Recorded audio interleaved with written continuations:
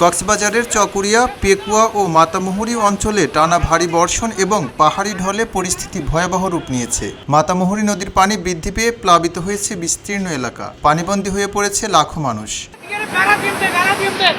দুর্যোগের রাতে চকরিয়ার বড়ইতলী ইউনিয়নের মসনিয়াকাটা এলাকায় পাহাড় ধসে চাপা পড়ে একই পরিবারের 2 শিশুর মর্মান্তিক মৃত্যু হয়েছে। নিহতরা হলেন তাশরিফ ও রুমি আক্তার। এ ঘটনায় গুরুতর আহত তাদের মাকে আশঙ্কাজনক অবস্থায় হাসপাতালে ভর্তি করা হয়েছে। ঘটনার পর উপজেলা প্রশাসন ক্ষতিগ্রস্ত পরিবারকে নগদ অর্থ ও জরুরি সহায়তা প্রদান করেছেন।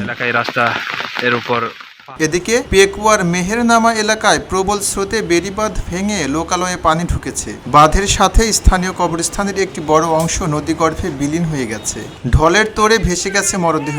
অন্যদিকে শিলখালী ইউনিয়নে পাহাড় ধসের কারণে সড়ক যোগাযোগ বিচ্ছিন্ন হয়ে পড়ায় চরম ভোগান্তিতে পড়েছেন প্রায় 20,000 মানুষ। তবে এই দুর্যোগের মধ্যেও মানবিক এক অনন্য দৃষ্টান্ত দেখা গেছে পেকুয়ায়। কোমর সমান পানি মারিয়ে এক প্রসূতিকে নিরাপদ স্থানে নিয়ে আসার পর উপজেলা নির্বাহী কর্মকর্তার বিশেষ উদ্যোগে তাকে হাসপাতালে পৌঁছানো হয়। বর্তমানে স্থানীয় প্রশাসন ও স্বেচ্ছাসেবী সংগঠনগুলো পানিবন্দী মানুষের দ্বারে দ্বারে শুকনো খাবার ও জরুরি ত্রাণ পৌঁছে দিচ্ছে। ভারী বর্ষণ অব্যাহত থাকলে চকরিয়া ও পেকুয়া অঞ্চলের বন্যা পরিস্থিতি আরও অবনতি হওয়ার আশঙ্কা করছেন স্থানীয়রা। খবরের কাগজ, নিখাত, নির্ভীক, নিরপেক্ষ।